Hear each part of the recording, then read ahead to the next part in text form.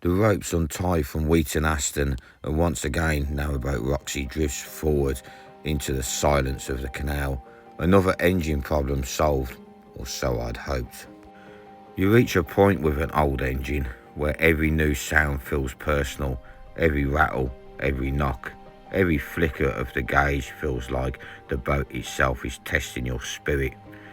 And this spring has tested mine more than enough already.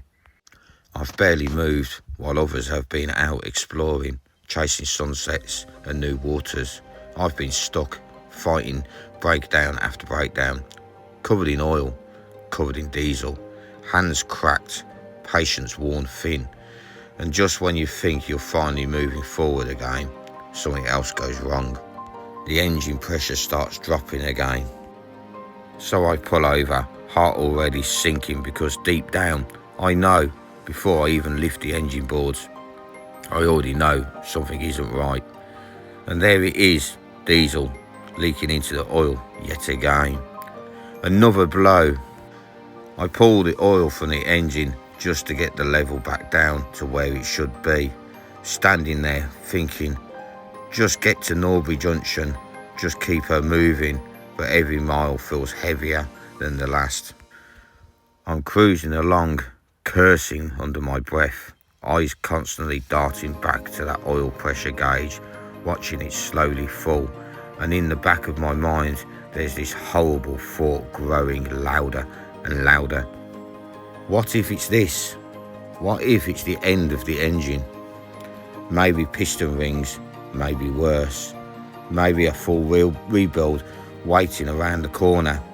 And when you live this life, your boat isn't just your transport. It's your freedom, it's your home, it's your escape, it's your whole world. And I won't lie, for a while there, it's felt like my luck had finally run out. Like there's a curse following me along the canals. One thing after another, after another. The sort of problems that slowly grind you down inside.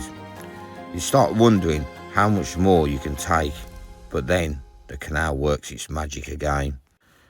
The water settles, the birds sing in the trees, the late spring breeze moves through the cut, ducks glide alongside the boat without a care in the world. And somehow nature reminds me exactly why I refuse to let this defeat me, because even on the worst days here, there's still beauty everywhere you look. There are people who dream of this life, people who would give anything to wake up on the water, to cruise through the countryside, to feel this freedom. And sometimes, when everything keeps going wrong, you forget how lucky you still are. So I take a breath and keep moving forward. Monday morning, the engine gets a proper test done. Maybe I'll finally get some answers.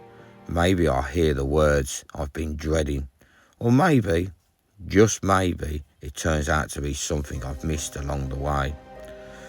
Right now, all I can do is just hope.